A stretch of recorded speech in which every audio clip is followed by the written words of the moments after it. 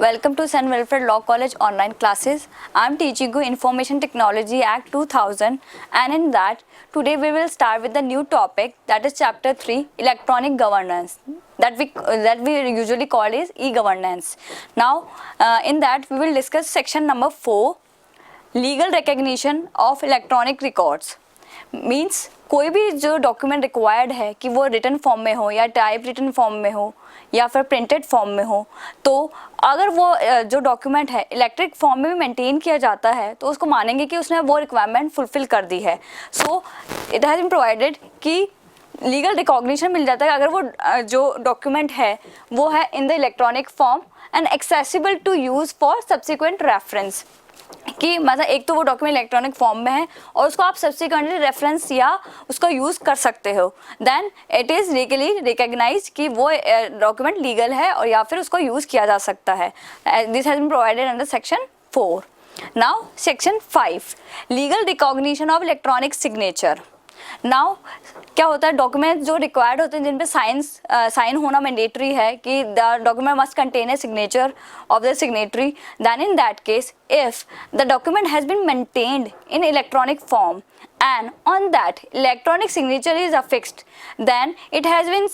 is said that the requirements of this section 5 has been fulfilled. Means कि अब वो document legal है अगर उस पर जो sign है, signature है जो electronic form में affix हुआ है, then also such documents is legal and can be used further. So this has been provided under section 5. Document required to be signed, deemed to be signed if electronic signature is affixed as prescribed by central government. Means जो document requirement होती है जिस document की उस पे signature affix होना चाहिए और उस पे इलेक्ट्रॉनिक सिग्नेचर अफिक्स है एज पर द गाइडलाइंस और rules prescribe by central government, then in that case it is said that it is deemed to be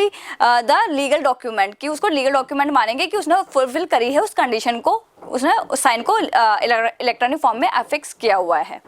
now section 6, use of electronic records and electronic signatures in government and in agencies. Now क्या होता है, कई departments जो होते हैं government के वो require करते हैं कि filing of form like application और एनी अदर डॉक्यूमेंट, तो किसी भी ऑफिस या अथॉरिटी या एजेंसी या डिपार्टमेंट में. नाउ सेकेंड इज कि इशू और grant of licence, permit etcetera, कि आपको इशू करवाना है कोई लाइसेंस या परमिशन लेनी है कोई ग्रांट की, तो उस केस में, या फिर रिसिप्ट और पेमेंट ऑफ मनी एक्सेट्रा, तो आपको किसी डिपार्टमेंट या जो गवर्नमेंट एजेंसीज है उसमें पेमेंट करना होता है, कुछ करना होता है, तो उसको डीम्ड क्या मतलब deemed to have been fulfilled this requirement if you have filed the form और application in the electronic form और you have filed an application for the grant of license or permit through online, or if you have made the payment by the online websites, then in that case it is said that you have fulfilled the requirement of the section 6 कि आपने वो काम lawfully किया है and it is legal, कि उसको legally recognize किया कि आप इसके द्वारा भी अपना काम करवा सकते हो. Like अगर आप पासपोर्ट के लिए अप्लाई करते हो then there is an online websites for that. आप आधार कार्ड के लिए ऑनलाइन एप्लीकेशन फाइल करते हो, तो ये सारी जो वेबसाइट्स हैं जिसके में आप फाइलिंग ऑफ कर सकते हो फॉर्म्स का, एप्लीकेशंस का, पेमेंट्स का, या इशू फॉर लाइसेंस के लिए आप परमिशन मांगते हो या फिर आप ग्रांट के लिए कोई एप्लीकेशन फाइल करते हो, then in that case if you have made the application on online websites then it is legally recognised. उनको लीगल रिकॉग्निशन मिला हुआ है कि आप ऐसा कर सकते हैं. तो ये सेक्शन 6 बताता है कि आप it is deemed to have fulfilled if effected by electronic form, कि आपने उस तरीके से लीगली फॉर्म में उसको एप्लीकेशन को फाइल किया है.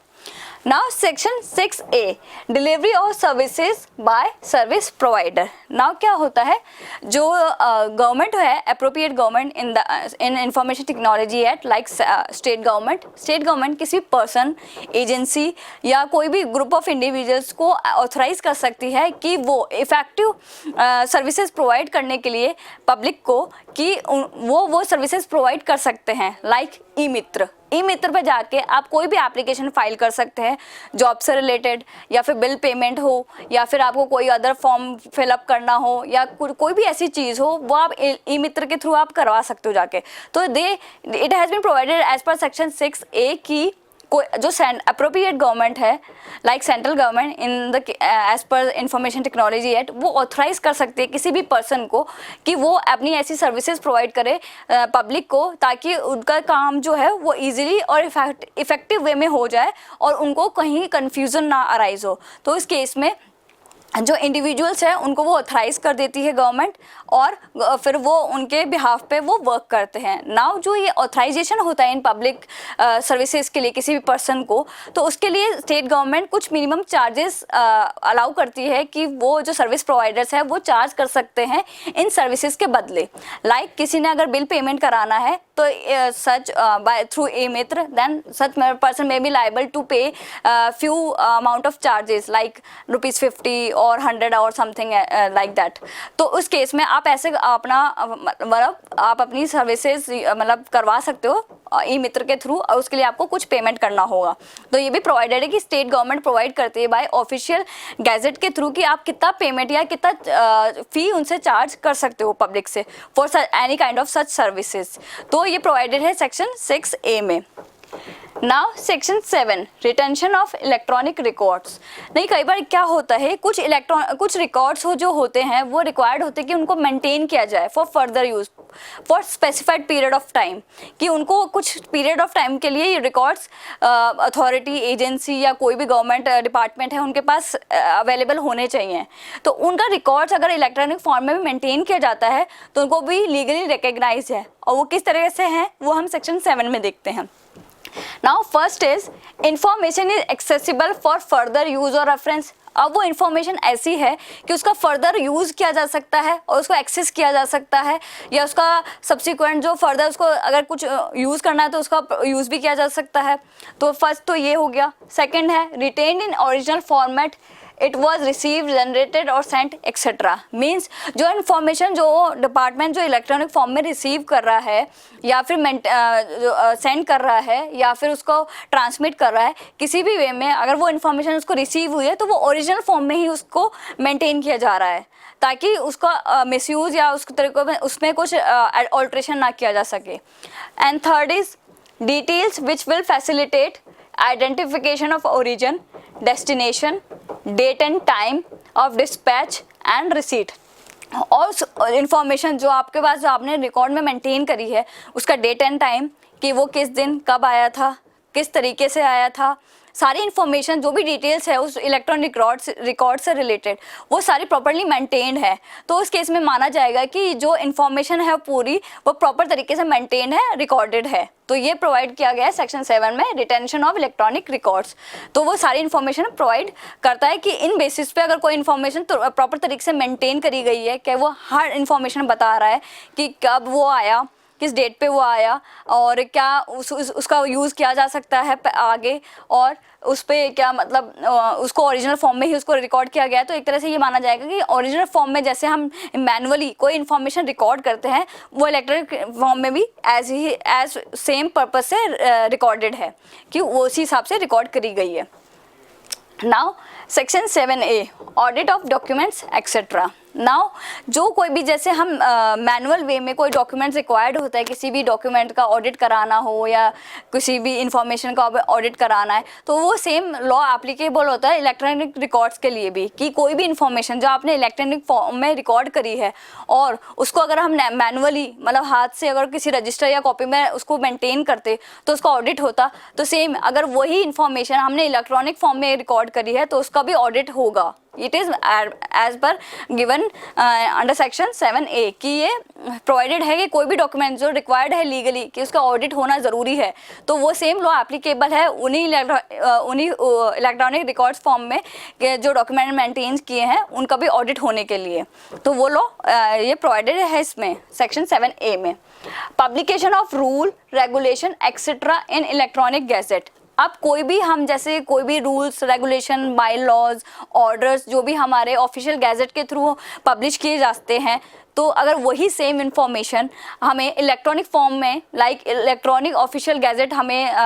पब्लिश किया जा रहा है, तो हम ये मानेंगे, मतलब it is deemed to be set that कि वो ऑफिशियल फॉर्म में ही पब्लिश किए गए हैं, उनसे कोई डिफरेंस नहीं होगा कि वो मैनुअली कर रहे हैं या इलेक्ट्रॉनिक फॉर्म में कर रहे हैं, वो उनका सेम यूज़ और सेम पर्पस है। तो उसमें यही माना गया है कि कोई भी bylaws rules and regulations orders जो हम ऑफिशियल गैजेट के थ्रू पब्लिश करते हैं, अगर वो इलेक्ट्रॉनिक गैजेट के थ्रू भी आ रही हैं तो वो लीगली रिकग्नाइज्ड हैं, उनको गवर्नमेंट लीगली रिकग्नाइज करता है। Now section 10A validity of contracts formed through electronic means. अब कोई भी कॉन्ट्रैक्ट्स जो इलेक्ट्रॉनिक फॉर्म में बनाए जाते हैं, लाइक ऑनलाइन कंप्यूटर की कम्युनिकेशन के थ्रू हो गया, लेटर्स ट्रांजैक्शंस के थ्रू, या फिर एक्सेप्टेंस है, ऑफर है, एक्सेप्टेंस है, रिवोकेशन है, जो भी प्रोसेस हमने इलेक्ट्रॉनिक फॉर्म में करी है, तो वही सेम जैसे हम कॉन्ट्रैक्ट में एप्लीकेबल लॉज हैं उसी के थ्रू ये रेगुलेट होगा। इसमें कोई डिफरेंस नहीं है कि आपने ये इलेक्ट्रॉनिक फॉर्म में किया है या इंटरपर्सनल अलग स्किल्स के थ्रू वो आपने जो कॉन्ट्रैक्ट है बनाया है। तो ये सेक्शन 10A प्रोवाइड करता है कि कोई भी कॉन्ट्रैक्ट जो आपने इलेक्ट्रॉनिक मीन्स के थ्रू बनाए हैं वो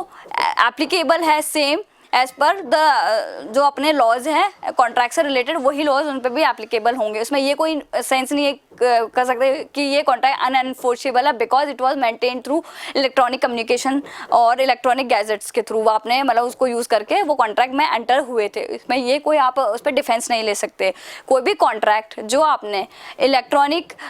मीन्स के थ्रू जिसमें आप एंटर हुए हैं उसमें भी वही same contract act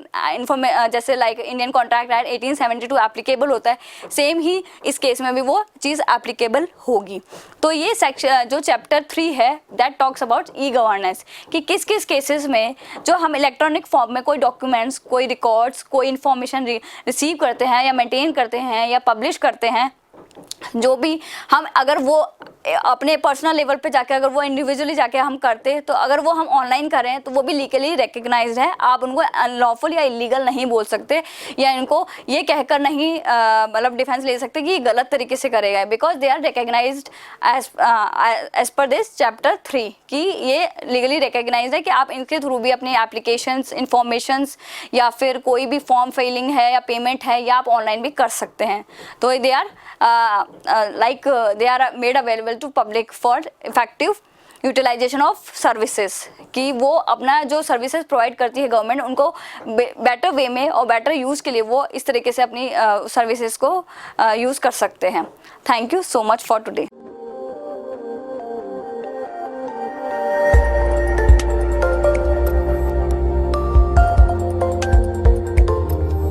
St. Wilfrid College of Law, Sector 10, Meera Marg, Madhyam Marg, Jaipur, Rajasthan.